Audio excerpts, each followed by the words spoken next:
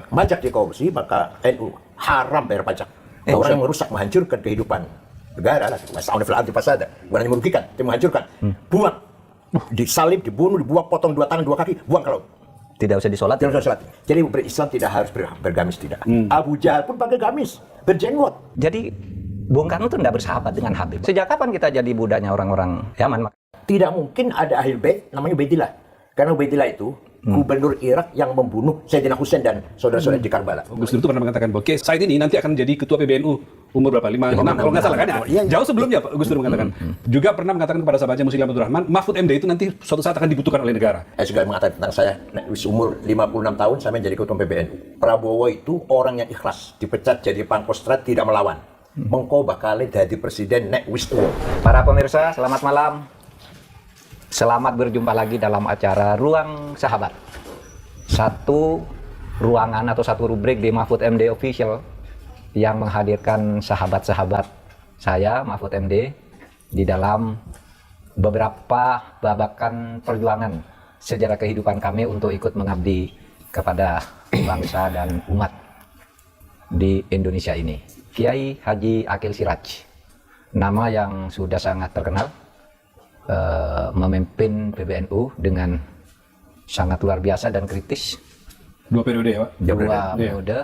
Bahkan dulu ketika beliau PBNU mengancam kalau korupsi tidak dihapus, PBNU akan mengeluarkan fatwa agar rakyat tidak bayar pajak.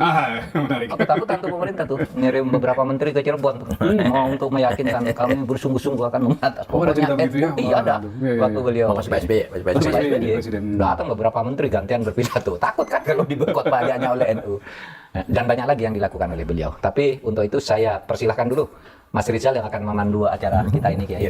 Ya. Silakan Mas Rizal. Mahfud, terima kasih Pak Yai Said, terima kasih sudah hadir. Sama-sama. Ini audiens kita kali kedua kedatangan Kiai besar di negeri ini. Yang pertama Kiai Ma'ruf Amin, Pak Yai sudah hadir. Alhamdulillah malam ini kita kedatangan sahabat Pak Mahfud yang lain, yaitu Kiai Said Agil Siraj. Juga Kiai Mustafa Bisri sudah. Kiai Mustafa Bisri, oh Gus Mus ya, kita ke rumahnya waktu itu. Ya. Ya, kita ke rumahnya waktu itu, ke Rembang Pak Mahfud ya. Kiai Mustafa Bisri, Gus Mus. Jadi sahabat Mahfud macam-macam yang sudah kita hadirkan. Ada mantan Menko, ada mantan Wapres, ya, ada pejabat menteri dan segala macam. Kali ini dengan Kiai. Bertepatan juga karena kemarin kita merayakan Lebaran Idul Adha. Selamat Lebaran Haji dulu, Pak Yai. Itu yang kira-kira kita kenapa antara lain menghadirkan Kiai Said di sini.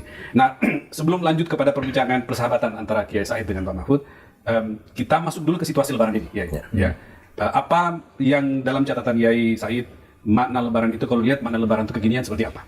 Lebaran Haji. Bismillahirrahmanirrahim. Idul Adha atau Hari Raya Korban merupakan simbol pengorbanan manusia dengan tulus ikhlas siap menerima perintah Allah. Yaitu Nabi Ibrahim diperintah mengorbankan putranya yang masih usia sekitar 12, sedang ganteng-gantengnya lah, sedang bagus-bagusnya, Ismail ya? Iya, Ismail, agar disembelih. Dan itu melalui mimpi.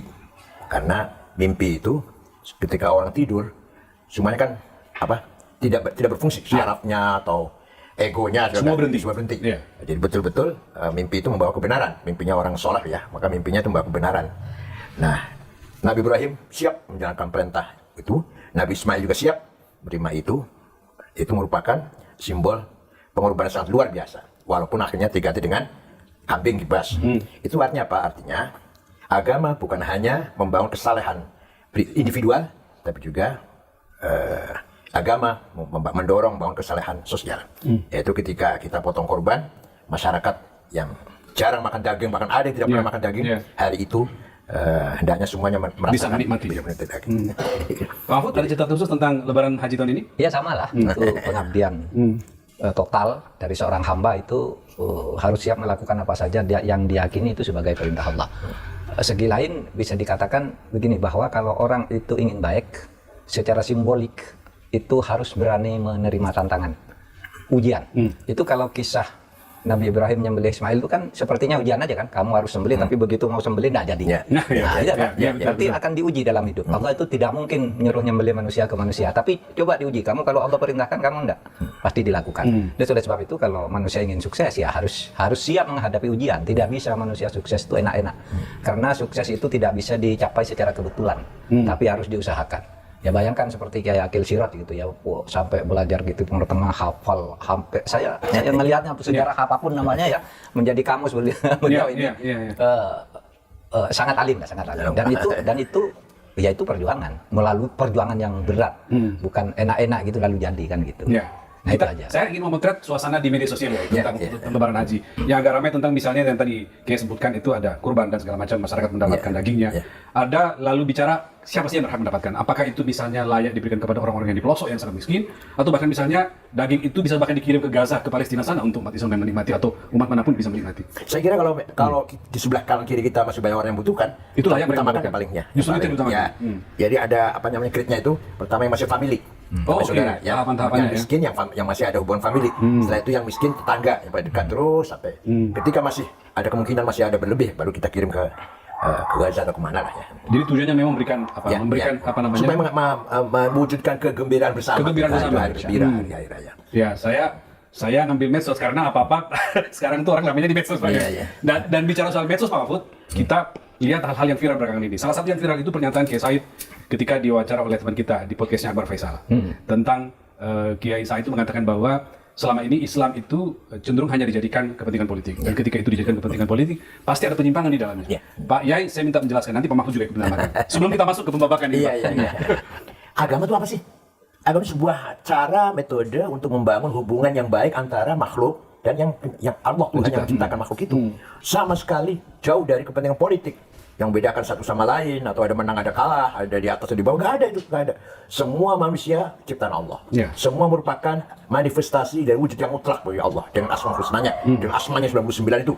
Maka lahirlah makhluk yang bermacam-macam ini. Jadi, makhluk yang banyak ini merupakan manifestasi dari asmanya Allah, nama Allah yang gitu. Nah, oleh karena itu ketika kita betul-betul beragama, harus betul-betul kita persembahkan kepada Allah. Bukan kepentingan sesaat, kepentingan apalagi kepentingan ego, kepentingan pribadi, apalagi barang siapa yang menggunakan agama untuk kepentingan selain agama, itu berarti orang yang paling zalim. Wa man adlamu man iftara 'ala Allahi kadhiba wa hudi'a ilal Islam. Wallahu la yahdil qaumaz zalimin. Wallahu la yahdil qaumaz zalimin. Barang siapa mengatasnamakan agama padahal bukan, dia termasuk wa man adlam. Tidak ada paling zalim lebih dari itu. Makanya berhadapan Israel kita selalu kalah, nggak pernah menang, ya karena jauh dari niat yang tulus. Berhadapan di mengatasi domestik internal, keadaan dalam negeri masing-masing negara Islam juga banyak kegagalan, tidak stabil, tidak aman di negara-negara Islam ini. Itu kan semuanya hanya agama dijadikan simbol. Jadi kecenderungan di dunia global seperti itu ya. Keadaan di Timur Tengah misalkan, sekarang budaya sangat semrawut, yang sangat mudah sekali saling membunuh, mudah sekali perang saudara, yang sulit diselesaikan. Tapi itu agama. Mereka teologinya kuat. Allah, kalau dikatakan bukan Islam marah dia. Kalau dikatakan kamu Yahudi atau kamu Kristen marah dia. Tapi budayanya, perilakunya, kenyataannya jauh dari itu semuanya. Seperti apa Saddam Hussein mewariskan konflik di Irak sampai sekarang. Seperti apa Hafid Assad mewariskan konflik sampai sekarang. Begitu pula Somali, begitu pula Libya Gaddafi. Somali bubar, negara Somali bubar. 100% Muslim, 100% madzhab Syafi'i Somali itu. Libya sampai sekarang sudah berganti-ganti berapa kali nih. Belum stabil. Jadi itu konteks pernyataan Kiai di wawancara itu ya? Iya. Jadi memang Arab punya karakter seperti itu. Arab itu apa? Labil, mudah berubah. Ya, Arab, Muhammadan, Muhammadin. Sebenarnya Arab kan, jadi berubah, bergerak, labil. Begitu ya. Nomaden. Pak Mahfud melihat kecenderungan yang sama, Pak? Iya, jadi yang disampaikan Kiai Akil itu fakta. Umat Islam dari waktu ke waktu menggunakan agama itu sebagai alat ambisi kekuasaan. Dan di Indonesia sekarang seperti jual beli pendukung ya, mengatasnamakan umat, dapat ini, dapat itu, sehingga pada akhirnya politik itu menjadi ternoda. Padahal ya agama mengajarkan keseluruhan cara hidup manusia termasuk politik itu kan harus dilakukan dengan baik. Itu sebabnya dulu Al-Ghazali itu kan mengatakan gitu, ad-din wa sultan tau'aman ya. Menegakkan agama, memperjuangkan kebaikan agama dan punya kekuasaan sultan politik itu saudara kembar. Apa? Ad-dinu usun atau aslun wa sultan harisun. Agama itu nilai perjuangan, sedangkan kekuasaan itu pengawalnya. Jadi kalau Anda beragama kok tidak punya kekuatan politik, itu akan lemah. Itu sebabnya Kiai Hasyim Asy'ari dulu mengeluarkan fatwa jihad. Fatwa jihad kan? Risalah. Itu kan agar politik itu tertata dengan baik, memperjuangkan agama. Gitu, kebenaran, kebaikan agama untuk seluruh umat manusia. Nah, maka relevan sekarang yang dikatakan oleh Kiai Akil, kita ini sekarang banyak orang mengatasnamakan agama lalu mengaku-ngaku punya pendukung umat yang banyak, lalu kemudian menjual idealisme. Saya mau teruskan Pak. Bukan menegakkan kebenaran. Ya. Dan itu bukan hanya di Islam. Oh, bukan oke. hanya di Islam. Tidak hanya di Islam itu ya? Ya, artinya di setiap agama terjadi seperti itu. Oh, oke. Maka terjadi Martin Luther protes ya, karena waktu itu ya di Vatikan agama dijadikan alat untuk Martin mengeruk Luther. keuntungan. Ya, ya, Maka ya. terjadi Buddha. Siddhartha Buddha Gautama protes Buddha kepada Gautama. hierarki Hindu ya karena melihat biksu-biksu Hindu sudah menyimpang lah, maka dia keluar. Iya ya, hampir semua agama gitu ya, punya Tapi saya nggak fokus ya Pak Mahfud. Maksud saya potong Mahfud tadi mengatakan bahwa orang menjual dengan sebutan jual agama tapi dengan sebutan untuk mendukung segala macam. Belakangan lagi-lagi nih referensi di medsos ramai soal panggilan Habib Mahfud. Ya saya juga beberapa kali. Ahlinya beliau nih. Kita ingin mendengarkan netizen ruang sahabat itu dalam kacamata Kiai Said dan Pak Mahfud bisa menjelaskan itu fenomena apa? Apa yang terjadi sesungguhnya dengan Habib itu? Monggo Pak Kiai. Jadi Ya. Islam datang ke sini, kalau kita lihat tokoh-tokoh pertama, itu tidak ada yang dari Yaman. Tidak ada yang dari Tidak Yaman. ada yang dari Yaman. Yang pertama, clear itu ya. Fatimah binti Maimun, Wasil, Syekh Wasil yang di Stono Gedong Kediri, kuburannya itu di Nisabur. Dari Persia, kalau sekarang Iran ya, Nisabur. Ya. Syekh Ahmad Subakir, yang kuburnya di Goa, ya, di Sulawesi. Itu juga dari Khorasan. Syekh Kuro, di Kerawang. Itu dari Cina. Oh. Ya. Jadi Maulana Ishaq dari Tobruk, dari kota perbatasan Mesir Libya. Nah, kemudian setelah ada penjajah Belanda mendatangkan Arab dari Yaman itu. Dari Yaman. Periode berikutnya baru muncul. Jauh. Jauh Ini setelah kan itu. sebelum Wali Songo ya, kedatangan Ya, yang saya ya, sebut ya. tadi sebelum Wali Songo. Ya. Nah, di sini terjadi manipulasi ya. Sengaja memamerkan ya, memasang gelar Habibnya itu supaya mendapatkan posisi yang lebih terhormat daripada yang lain. Itu berhasil seperti itu di Indonesia dan Malaysia dan Brunei lagi. Malaysia juga ada ya? Iya. Untuk status sosial Status mereka sosial, dapatkan. ya. Kalau di Timur Tengah nggak ada.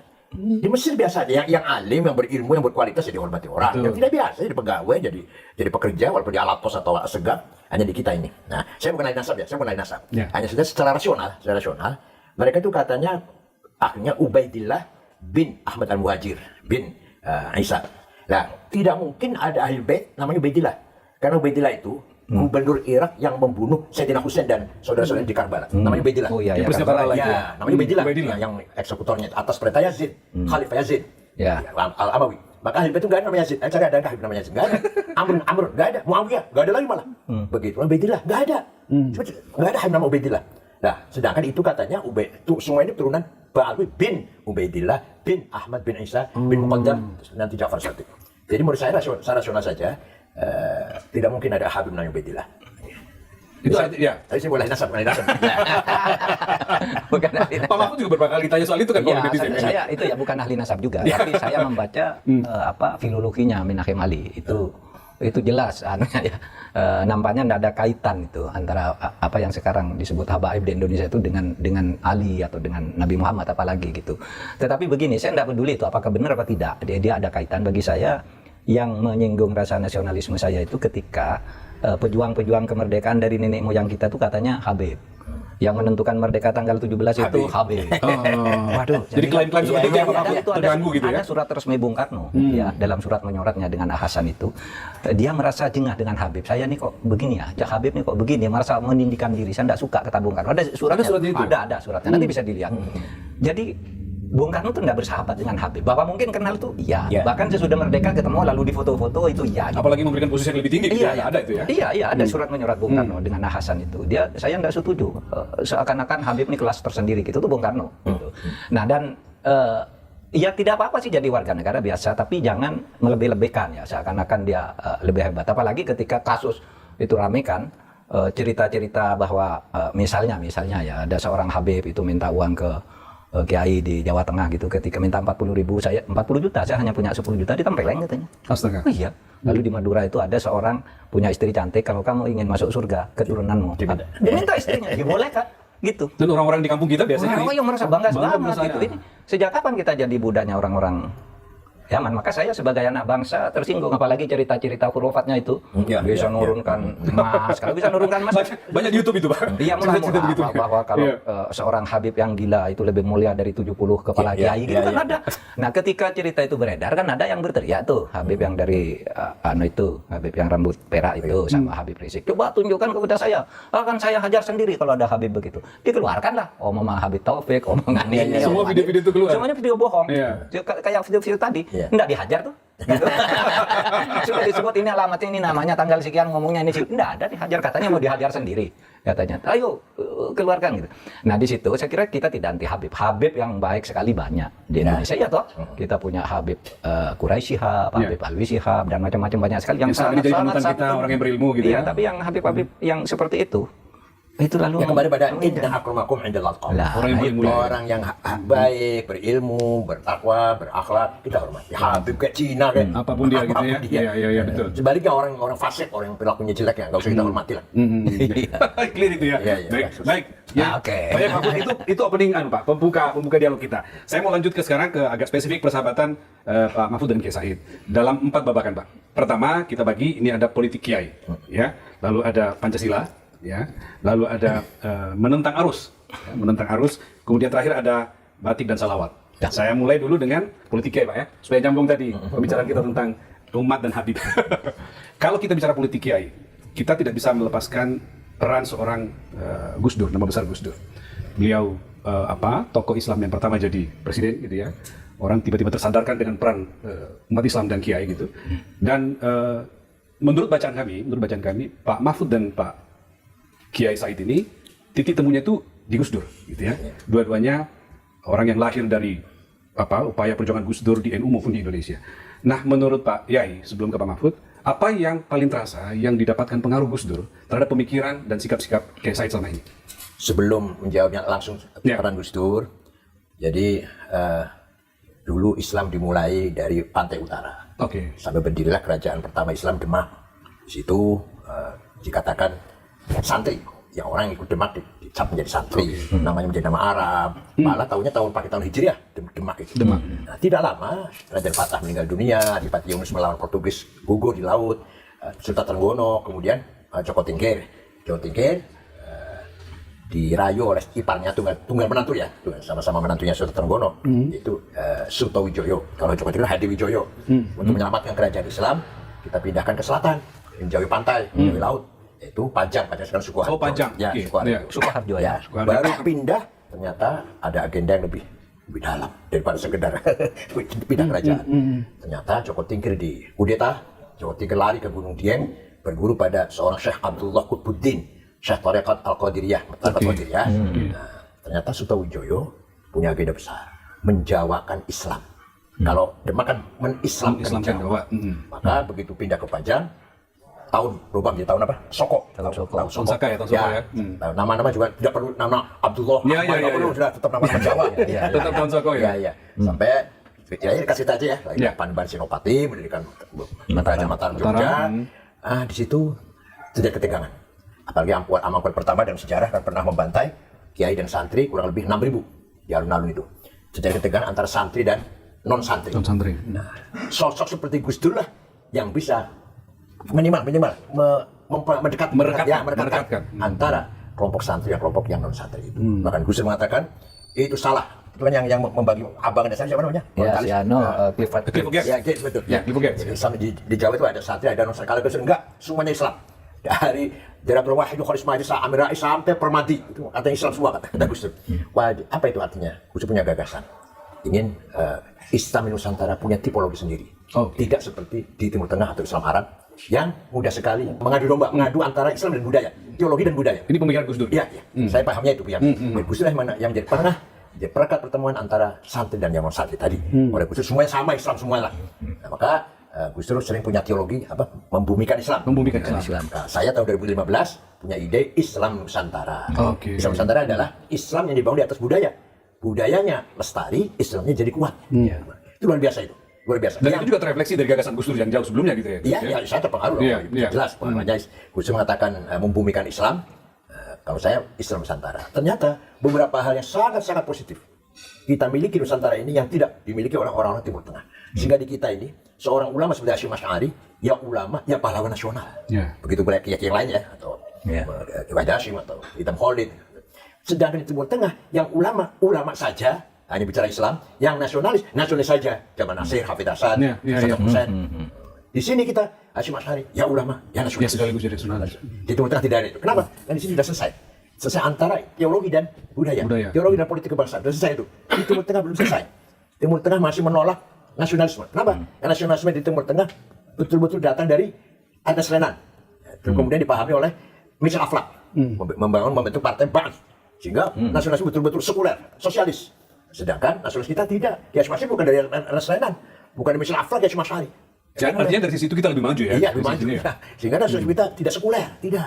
Coba, hubbul watani iman itu tidak ada ulama Timur Tengah yang punya jargon dong. Hubbul watani iman. Itu artinya nasionalisme bagian dari iman. Ada nasionalis yang bertuhan, ada bertuhan harus nasionalis. Man mata di ajri watani mata syahidan. Barang siapa mati demi tanah airnya, syahid. Syahid, ya. Sampai segitunya. Itu pun nggak ada tuh ulama Iya, itu. iya, iya. Ngomong itu nggak ada. Sehingga di Timur Tengah sampai sekarang belum selesai. Belum selesai urusan itu. Antara semangat nasionalisme dan semangat ghirah diniyah, semangat perjuangan agama itu. Itu pemahaman saya itu dipahami dari Gus Dur ketika ingin menyatukan antara santri dan yang bukan santri, melanjutkan gagasan Hasyim Asy'ari dan seterusnya. Pak Mahfud?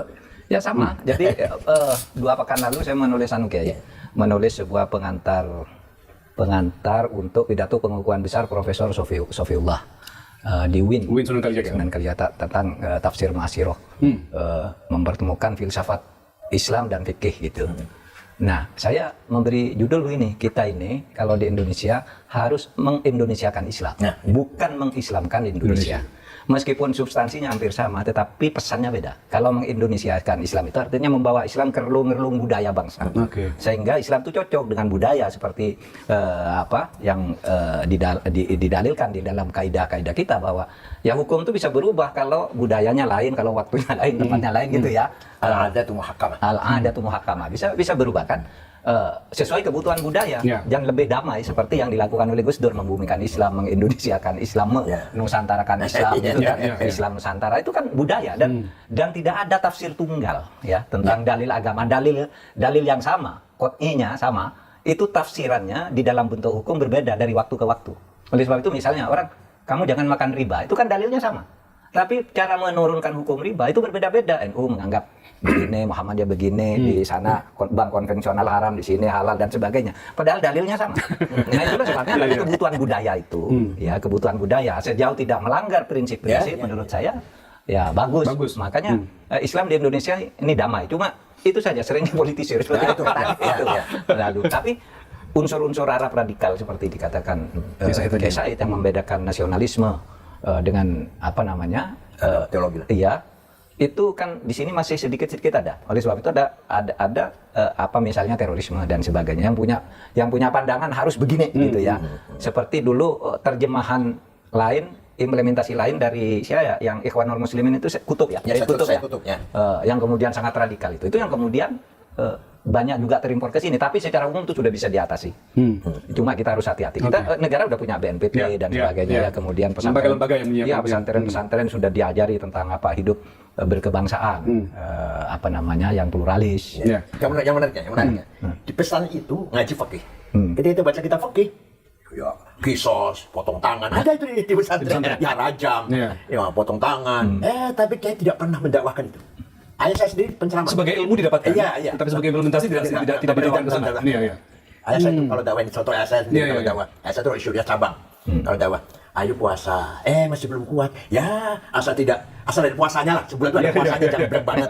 Jangan kosong sekali gitu. Ayo sholat, begitu ya? Ayo sholat, belum bisa 5 kali. Ya ada sholatnya lah sehari semalam itu, sampai segitu. Puasa kalau enggak kuat sehari, puasa beduk. Iya, ada puasa beduk ya. Enak kan? Banyak yang diajarkan di pesannya itu, Fathul Mu'in. Fathul Mu'in itu apa? Mantarokas sholat, keras betul ya? Iya, barang siapa meninggal sholat dengan sengaja, kafir. Fastu tiba diperintah tobat, wa illa fasaif.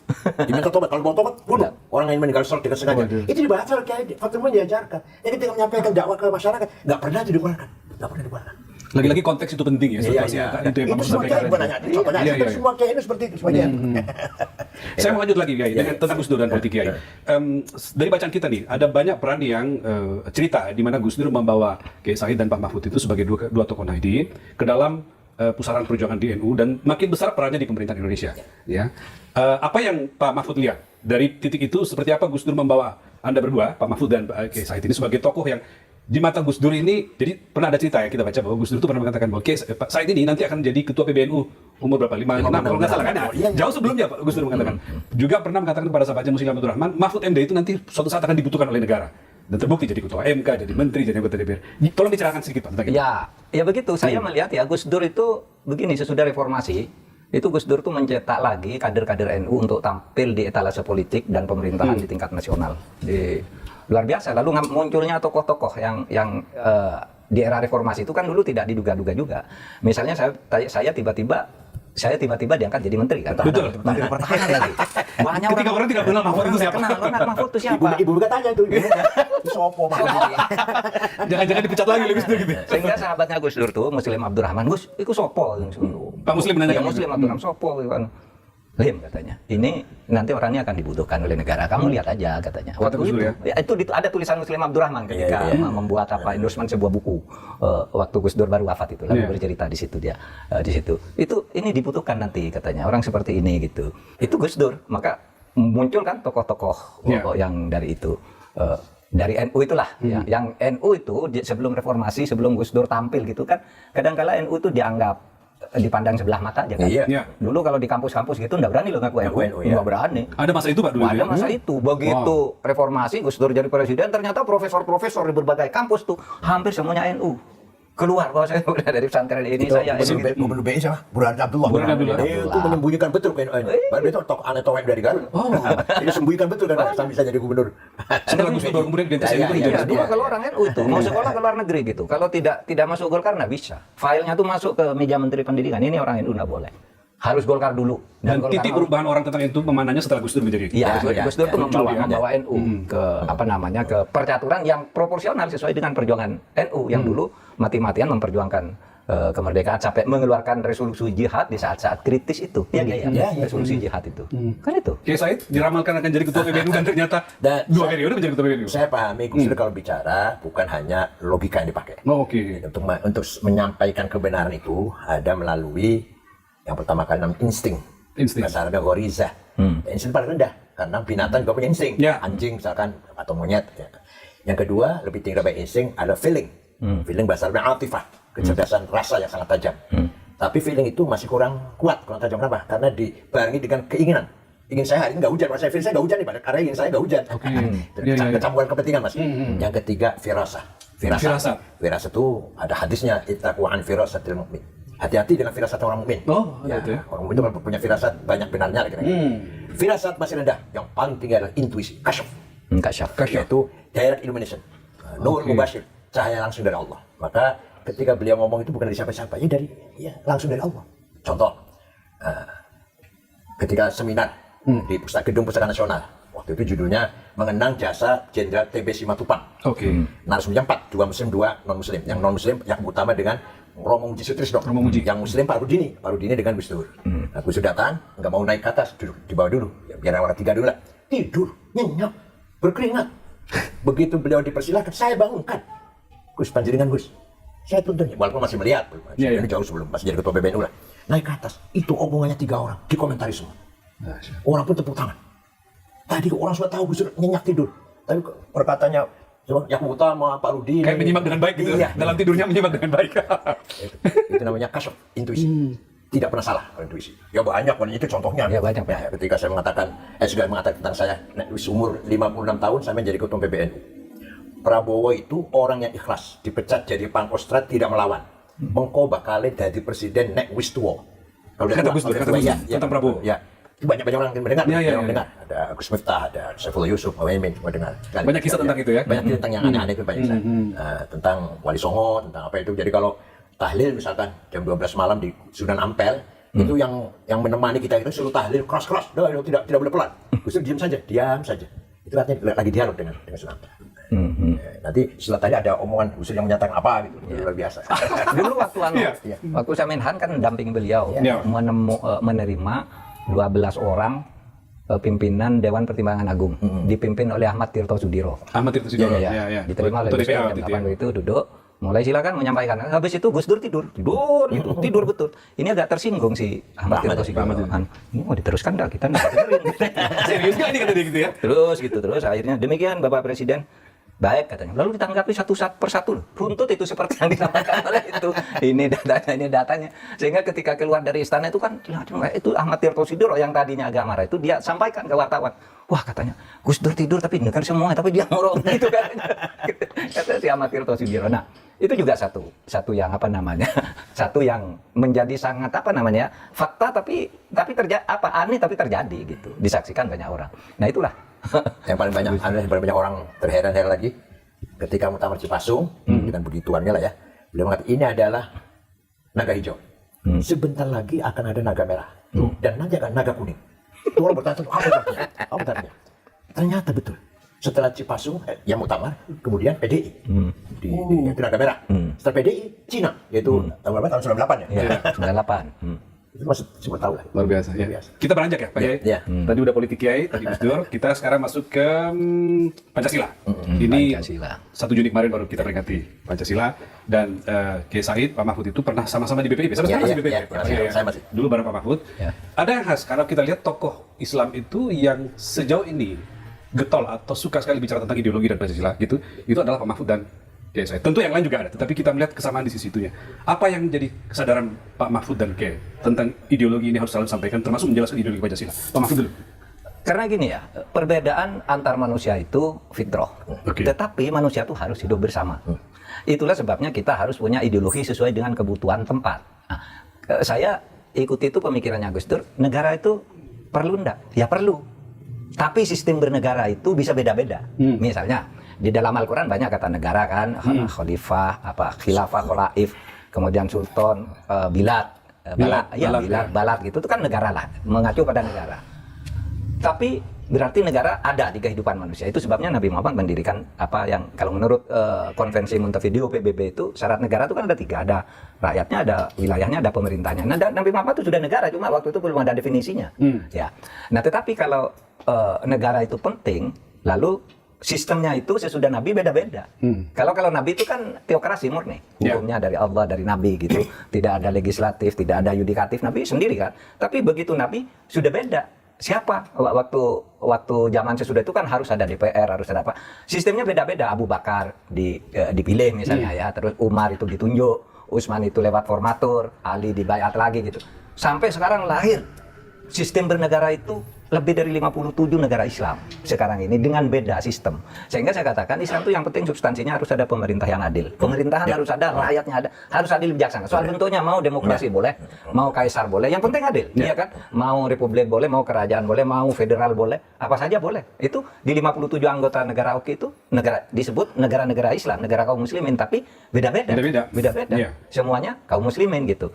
Sehingga saya katakan kalau di Indonesia sih, kenapa sih orang kok berteriak-teriak khilafah gitu ya? Itu dia. Khilafah itu kan sebuah istilah yang generik ya. Khilafah itu pemerintahan. Indonesia ini kalau di bahasa Arab kan bisa juga khilafah al-Indonesia gitu ya. Cuma kok mau dimauin khilafah gitu. Nah, dulu ada yang berdebat, kita debat tentang ini. Saya bilang, nggak usah debat, tunjukkan saja kepada saya sistemnya itu apa. Yang diajarkan dalam Al-Quran Sunnah. Nggak ada. Terus, yang mana yang benar? Khulafaur Rasyidin aja beda-beda. Saya bilang, yang mana yang benar tuh di antara 4? Sebenarnya Rasyid. Iya, sebenarnya Rasyid. Kadang beda kan? Ada penunjukan, ada pemilihan, ada apa gitu. Sampai akhirnya lahir republik, lahir kerajaan, lahir ini macam-macam kan. Di berbagai negara ada kerajaan Islam, negara Islam Pakistan, ada negara Islam Malaysia kan beda-beda. Brunei, kemudian Libya itu sistemnya beda. Beda-beda semua tuh. Tapi mereka merasa ini yang Islam. Kita di Indonesia juga ini Islam yang cocokkan. Nah, itulah yang disebut mengindonesiakan Islam. Pak Yai tentang ideologi tadi? Tapi sebenarnya gini ya, terus terang saja Ya.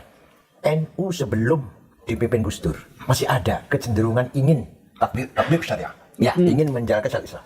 Sebelum kepada Gus Dur. Sebelum Gus Dur. Masih ada semangat. Ada kecenderungan itu masih. Semangat itu masih ada. Sebelum 84 ya. Ya, dengan sop bukan radikal. Ya, betul. Tapi cita-cita dulu masih ingin belum hilang, menegakkan masih ada yang perasaan seperti syariat Islam berjalan di Indonesia setelah Gus Dur. Itulah final dan Ahmad Siddiq yang waktu itu bahwa Pancasila 45 NKRI Bhinneka sudah final. Jangan ada warga ini yang bermimpi ingin merubah Pancasila itu tahun 80. Maka menerima asas tunggal Pancasila. Kemudian beliau sangat dekat dengan Pak Harto waktu itu, sangat dekat sekali. Bisa Nah, suatu saat Gus Dur ingin mengadakan apel setiap pada Pancasila. Rencananya 2 juta orang. Kumpul di Senayan. Pak Harto tersinggung.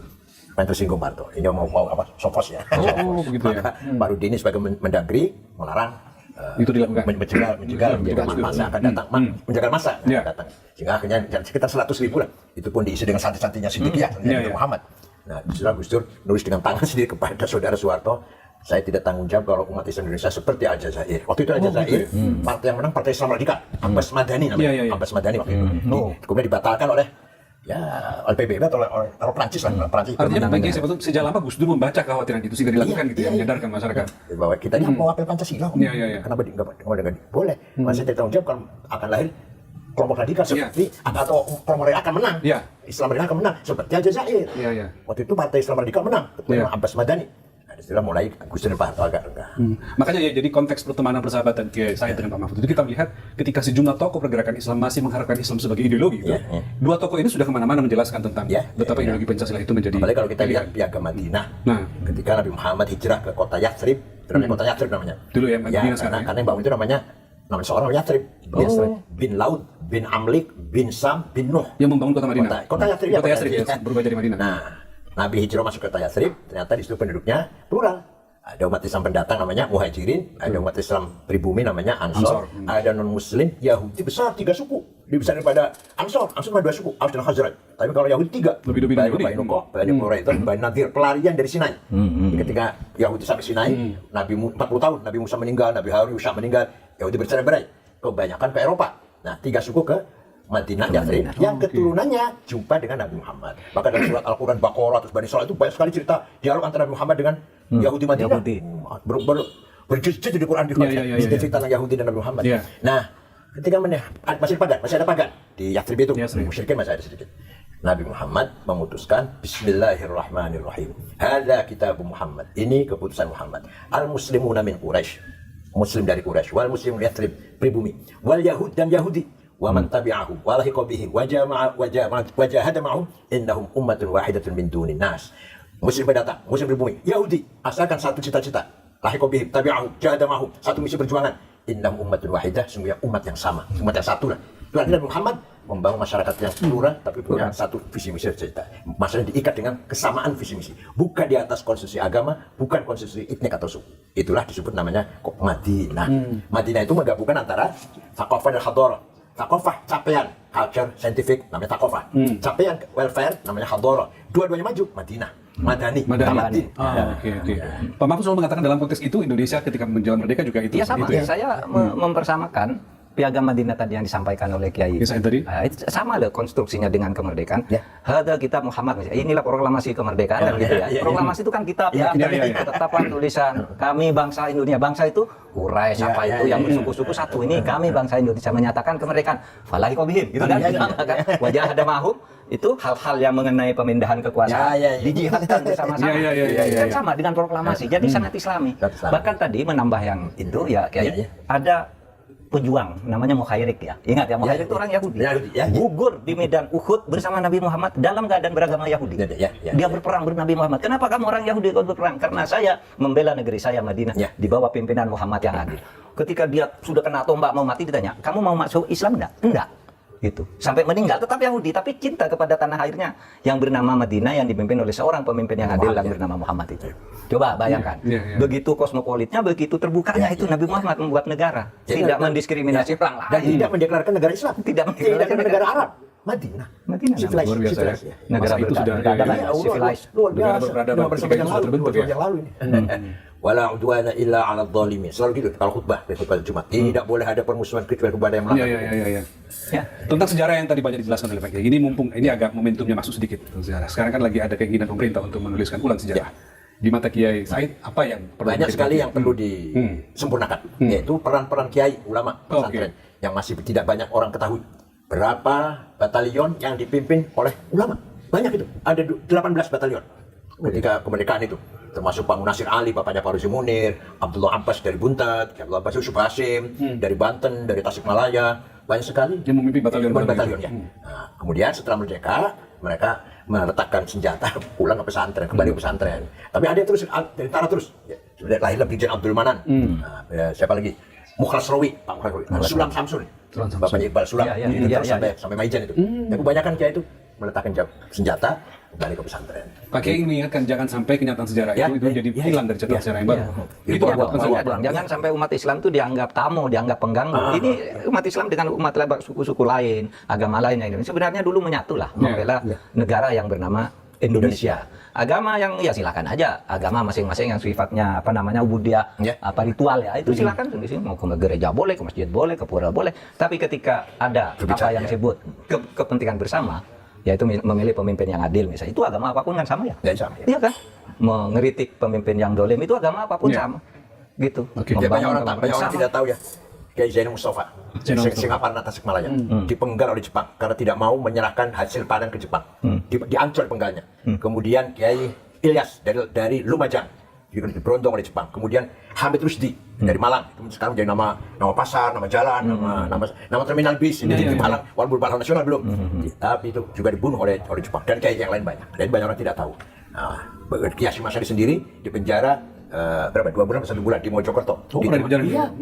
Karena nggak mau itu ya. 1 bulan nggak mau sujud ke Nggak timur. mau sujud ke matahari. Ditemani oleh santrinya namanya Solihin dari Cirebon. Jadi Babakan Ciwaringin, Kang Solihin. Ya nantinya Cek Solihin, Babakan Ciwaringin. Iya. Sampai Solihin juga mukanya hancur lah. Dan Mas Ari juga hancur. Kita lanjut lagi ya. Pancasila sudah. Nah ini nih, ini soal kesamaan Pak Mahfud dengan menentang arus nih. Jadi sejumlah kalangan menilai Kiai Said dan Pak Mahfud itu punya kemiripan, terutama dalam hal teguh mempertahankan keyakinan meskipun itu berbeda dengan arus besar, gitu ya.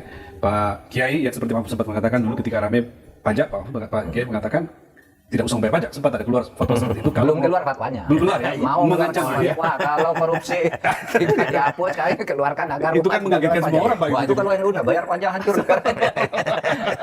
Kiai juga yang bilang, oh itu kalau koruptor mati nggak usah disolati. Ya. Saya bilang, Kiai koruptor mati tidak disolati, namanya koruptor nyewa orang terus sholat. Punya duit banyak gitu. Bawa uang kuburan nyewa malaikat juga.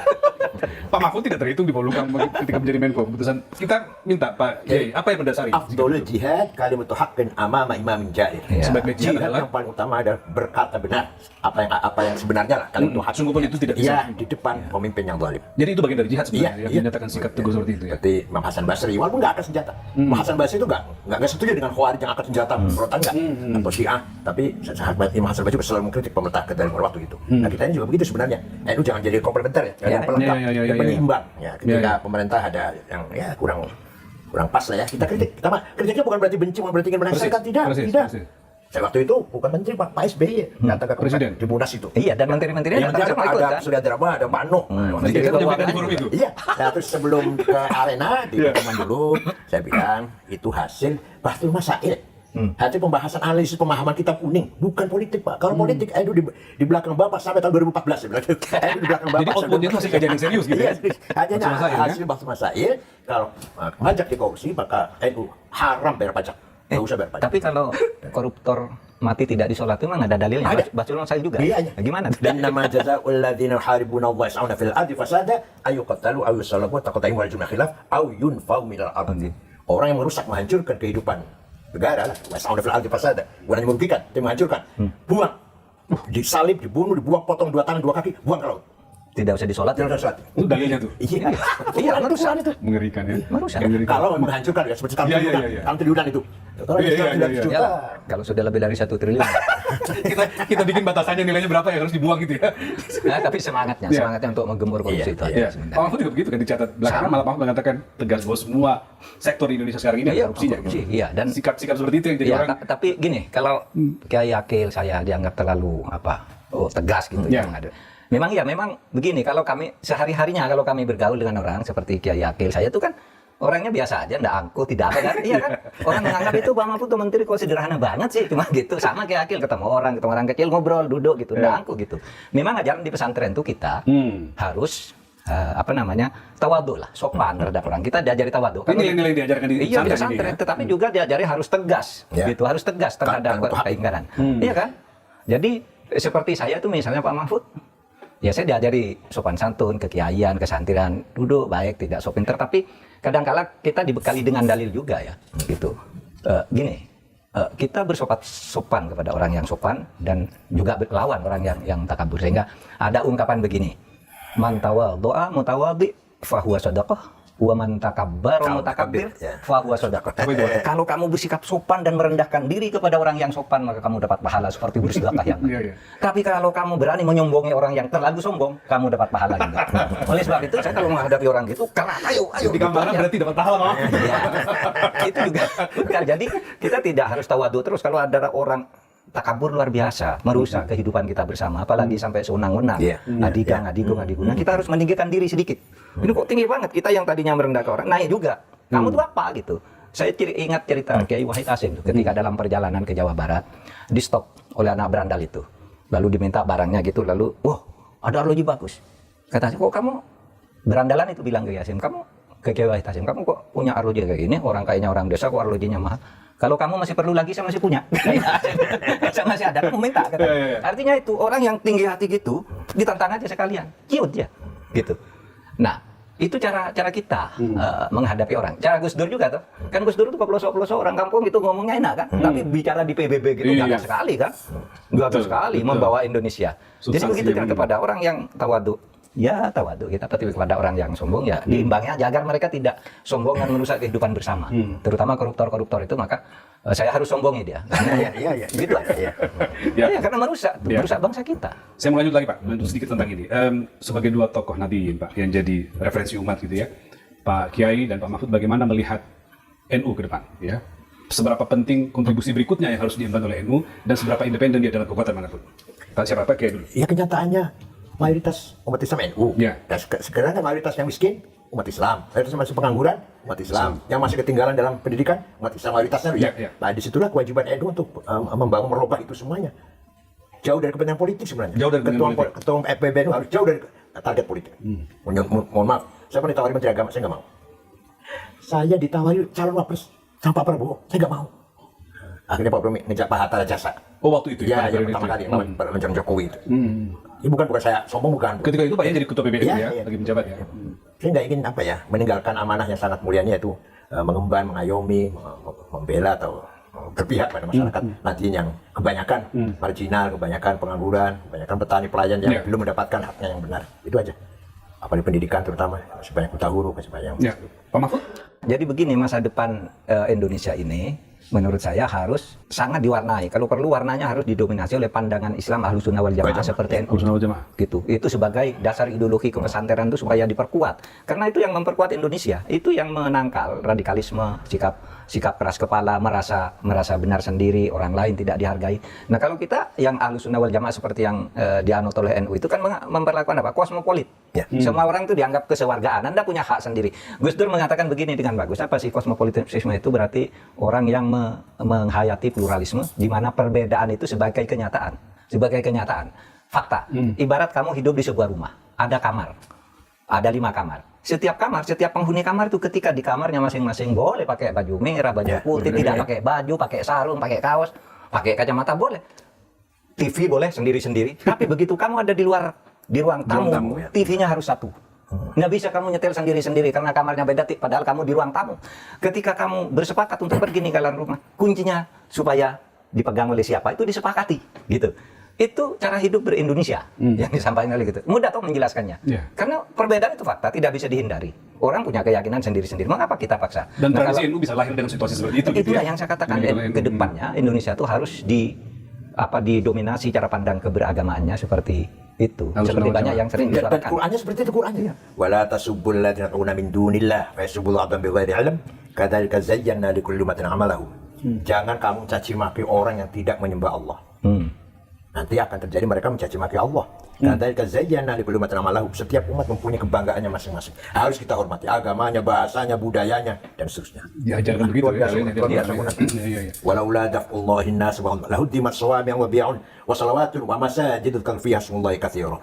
Allah mengizinkan di muka bumi ini ada gereja, wihara, pura dan masjid. Yang semuanya untuk zikir kepada Tuhan. Luar biasa.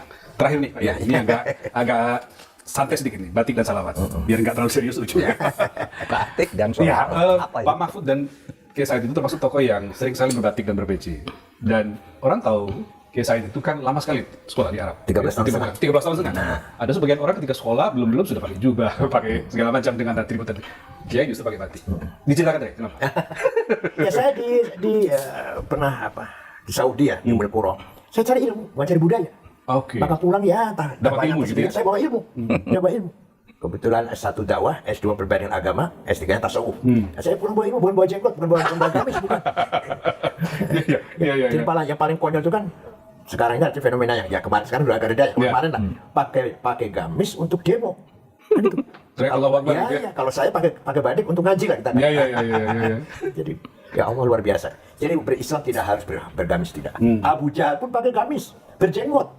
Pakai apa namanya? Yang lama. Abu Jahal itu, Abu Lahab itu, jual Abu Lahab. Dia itu pakai Iya. Jadi bukan berarti simbol Islam itu bukan. Nabi Muhammad juga ya, Abu Bakar Umar iya pakai gamis. Abu Jahal Abu Lahab juga pakai yang sama gamis. Yang bedakan adalah hati, iman yang bedakan. Ya. Mahfud? Dulu saya pernah dikritik begini ketika bicara. Kita ini harus mengindonesiakan Islam yang tadi saya katakan. Artinya Islam masuk ke Indonesia. Ada yang ngeritik. Apa ini kan bukan negara agama, bukan apa. Saya bilang mengindonesiakan Islam itu artinya membawa Islam masuk ke cara-cara hidup Indonesia, diindonesiakan sehingga Anda Islam tidak harus misalnya berkiblat ke Arab cara berpakaian, gitu kan. Yang penting hatinya Islam, tapi kita berkiblat ke Indonesia. Indonesia budayanya apa? Kita punya kebanggaan batik, ya pakai aja batik. Saya suka pakai batik. Kenapa? Misalnya kalau dikatakan yang disebut baju koko itu disebut di Indonesia disebut baju takwa. Itu bukan baju Arab, bukan baju Islam, itu baju Cina. Baju Cina itu. Gimana kalau lalu disebut baju takwa di sini? Kalau hari raya dikirim ini hadiah baju takwa untuk sholat gitu. Ini orang nggak ngerti bahwa baju itu, takwa itu nggak ada jenis bajunya. Apa saja ya baju gitu. Ya, saya bisa menutupi aurat ya baju. Sah. Menara itu bukan dari Islam, bukan dari Arab. Jadi orang Arab, orang sahabat, dakwah ke Persia, melihat ada bangunan tinggi di atas ada api kan, ada api disembah perapian, itu orang Majusi menyembah api. Kata orang kan, oh hadi manaro, ini tempatnya api. Manaro mana tempatnya api? Manaro itu artinya tempatnya api. Kita lestarikan sebagai simbol masjid, tapi apinya dibuang. Sampai sekarang namanya menara. Dari dalam menara itu, masjid di mana ada menaranya gitu ya? Tempatnya api. Ya, Kubah dari barat, dari gereja itu. Umat Islam mengenal Romawi, melihat gereja, nah ada bangun pakai gereja pakainya kubah sehingga sholat tidak putus. Tidak terhalang oleh tiang-tiang, ditiru, diambil kubah ini. Kira kubah dari Romawi, kubah, menara dari Persia. Jadi penting untuk memahami mana yang budaya, supaya tidak sembarang orang memberikan tafsir itu mana. Satu lagi tentang salawat. Pak Mahfud itu di berbagai forum selalu mengajak pesertanya untuk salawat. Either itu di depan atau di akhir. Kayak saya juga begitu. Apa makna itu sehingga harus selalu disampaikan? Komunikasi dengan ruh universal. Nabi Muhammad itu seorang yang punya ruh universal. Nur Muhammad al-Haqqul Makhluk Mubin. Allah menciptakan alam semesta ini melalui hak namanya Nur Muhammad. Dan Muhammad itu makhluk yang bukan, kholik yang bukan. Apa Nur Muhammad itu kholik, pencipta bukan? Apa makhluk? Bukan. Antara. Jadi antara Allah dengan alam semesta ini melalui antara namanya Nur Muhammad. Karena itu kita ruhnya masih parsial ini, kita sering-sering komunikasi dengan ruh yang universal. Bahasa sederhananya mencari syafaat Rasulullah SAW. Mencari syafaat Rasulullah. Di Qurannya ada. Ada ya, Bang? Walau annahum idzalamu anfusahum ja'uka fastaghfirullah wa astaghfirullah rasul lawajadullah tawwabar rahimah. Orang banyak dosanya, kemudian istighfar di sebelahmu Muhammad dan kamu Muhammad ikut mendukung taubatnya, pasti Allah mengampuni dosanya. Jadi Allah memberikan otoritas kepada Muhammad. Ini orang yang mau diampuni apa enggak? Mau saya maafkan kata-kata. Kalau Muhammad iya, saya ampuni. Itu substansinya. Tapi saya sebenarnya sangat senang itu dengan sholawat-sholawat itu menyentuh kalbu betul ya. Betul. Sholawat tibil kulub dan macam-macam itulah ya. Sholawat naria yang dilakukan dengan berbagai irama sangat menyenangkan, menyentuh kalbu. Sehingga pernah ada anak taruhlah Wahabi gitu yang menyerang saya. Kamu sholawat, nggak ada tuh ajaran sholawat dilakukan gitu, saya bilang. Itu dosa, saya bilang. Saya jawab, seumpamanya membaca sholawat itu dosa, saya akan tanggung dosa itu, saya akan sholawat setiap hari. Tidak apa-apa dosa, saya akan tebus dengan amal yang lainnya. Dan diam dia. Kenapa kok orang haram lah, ini bid'ah lah. Apa, saya bilang, ini sejuk loh kita dengarkan sholawat. Itu memimpin sholawat yang menggema gitu ya. Iya kan? Sholawat asgil itu menyentuh sekali oleh tengah malam itu setel di video itu, waduh, itu sejuk sekali. Kalau kita ingin sholat, ingin apa gitu kan, dengar-dengar begitu baca sholawat itu. Allah dan mereka cacat sholat dan Nabi. Ini Allah mereka tahu selalu Nabi. Dan kita sehari semalam harus baca sholat minimal dalam sholat. Harus wajib. Tapi mereka yang ngeritik ini kayak bilangnya nggak boleh dilakukan, nggak boleh apa, nggak boleh dikeluarkan, pokoknya baca sholawat macam-macam. Saya bilang seumpama melakukan sholawat itu dosa, saya biar dosa saya bersholawat tiap hari, saya bilang mau apa kau, saya bilang. Oh dia nggak tahu ketika para sahabat memuji-muji Muhammad di lagu ya, pada syair. Sofyan bin Abdul Muttalib, Ka'ab bin Zuhair, gitu ya. Iya di lagu. Siapa lagi? Hasan bin Thabit. Sahabat-sahabat memuji dan Muhammad dengan di lagu, dengan syair. Ya sampai sekarang masih kita baca sebagai rujukan syair yang paling indah, yang paling balaghah, sastra yang paling tinggi, Ka'ab bin Zuhair. Contohnya itu.